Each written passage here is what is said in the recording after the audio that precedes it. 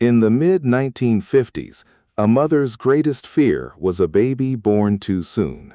Picture a newborn, barely larger than a hand, fighting for every breath.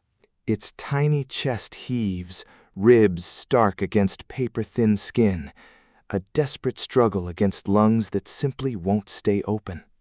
This wasn't a rare tragedy. It was a devastating reality that claimed 15,000 infants every year in the U.S. Safe, alone. For these tiny lives, arriving early was often a death sentence, a coin flip with a 50% chance of survival. Doctors called it hyaline membrane disease, but its true cause remained a mystery, leaving them powerless to intervene. What if one woman, quietly, meticulously, could uncover the hidden flaw in these infants' lungs?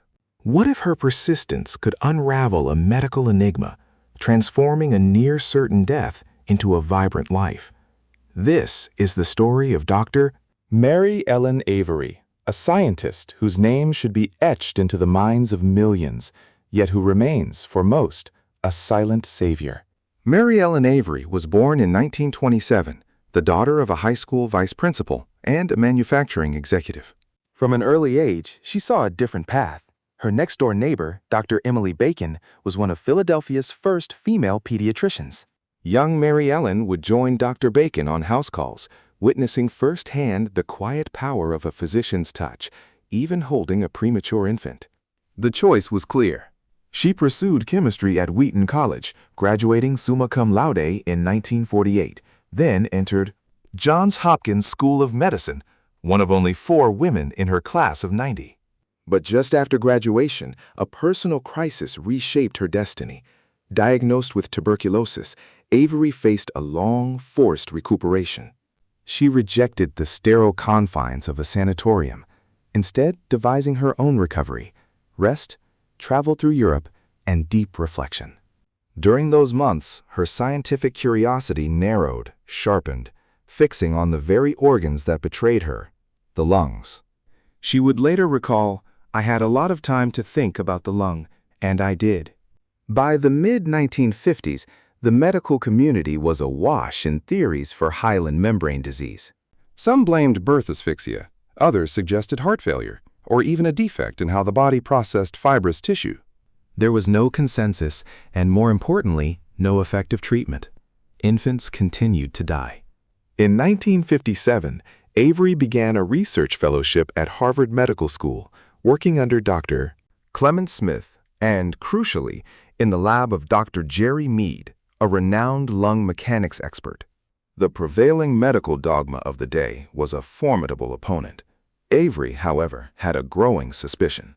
She had read a then obscure article by Dr. John Clemens, an Army researcher who was studying how nerve gas affected lungs and, in the process, had developed a technique for measuring surface tension. This was the missing piece. Avery traveled to Clemens' lab in Maryland in December 1957, eager to learn his method for measuring the invisible forces at play within the lung. Back at Harvard, she applied Clemens' precise techniques, meticulously examining lung tissue from infants who had died from hyaline membrane disease. Her findings were startling. The lungs of these infants, she observed, behaved differently, collapsing far too easily, as if coated in a sticky internal film.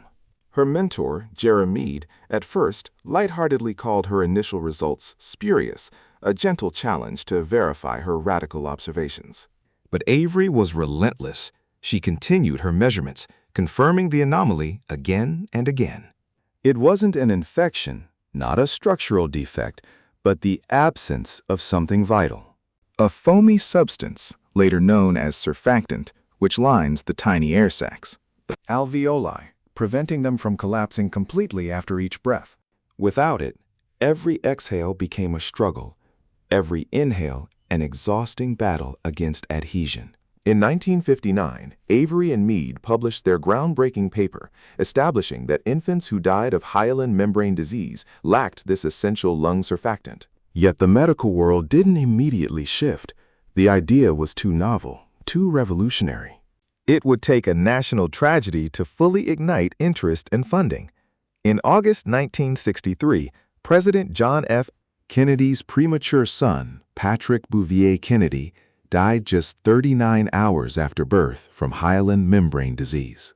The heartbreak of the nation's first family brought unprecedented attention to the silent killer. Research funding surged, but initial clinical trials using nebulized, protein-free synthetic surfactants failed. The medical community had the what, but not yet the how for a viable treatment. A decade passed. Then, in the early 1970s, other researchers like Gorin and Horning and Bengt-Robertson showed in animal models that natural, protein-containing surfactants were effective. This was the critical distinction. Still, translating this into a human treatment remained an enormous challenge. Avery, ever the trailblazer, became the first woman to head a clinical department at Harvard Medical School in 1974. She was now a physician-in-chief at Boston Children's Hospital, a powerful voice in pediatric medicine.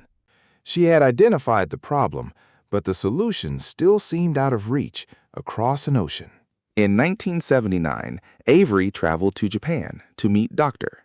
Tetsuro Fujiwara, a pediatrician working with what others considered an outlandish idea: extracting, purifying, and modifying surfactant from cow lungs sourced from local slaughterhouses. His lab was a testament to sheer, gritty determination. And in 1980, Fujiwara published his results in The Lancet, the first successful human clinical trial of a surfactant replacement therapy. 10 premature infants treated with his bovine-derived solution survived. The effect was immediate, dramatic, and miraculous. The silence in the delivery room was replaced by the sound of tiny lungs, finally working. Fujiwara's success ignited a global race for treatments. The 1980s saw numerous randomized controlled trials confirm the effectiveness of surfactant therapies. In 1989, the FDA approved the first artificial surfactant, ExoSurf, followed by Survanta, an animal-derived version, in 1990. The impact was profound. In 1991, President George H.W. Bush awarded Mary Ellen Avery the National Medal of Science. By 2002, the annual U.S. infant deaths from RDS plummeted to under 1,000, a staggering drop from 15,000 when Avery began her work. Surfactant replacement therapy is now credited with saving an estimated 830,000 lives worldwide. Avery continued to lead, becoming the first woman president of the Society for Pediatric Research and the first pediatrician to lead the American Association for the Advancement of Science. She consciously mentored other women, once advising junior faculty at national meetings to stand up, belt out their comments, and utter no more than 3 sentences, the attention span of the men in the audience. When asked later in life why she never had children of her own, she smiled, "What do you mean? I've had thousands of them." Mary Ellen Avery's story is a powerful reminder that sometimes the most profound scientific breakthroughs don't come from grand public pronouncements, but from quiet, unyielding persistence in the lab. Her journey, sparked by personal illness and fueled by a deep-seated curiosity, didn't just unravel a medical mystery. It fundamentally reshaped the landscape of neonatal care. Millions of individuals now lead full lives because one woman refused to accept the established wisdom, daring to ask why, and meticulously seeking the answer. Her legacy isn't just in the papers she published or the accolades she received, but in every tiny, healthy breath taken by a baby who, just decades ago, would have been lost. What other overlooked figures in science deserve to have their stories told? Share your thoughts in the comments below, and consider subscribing for more stories of the hidden heroes who changed our world.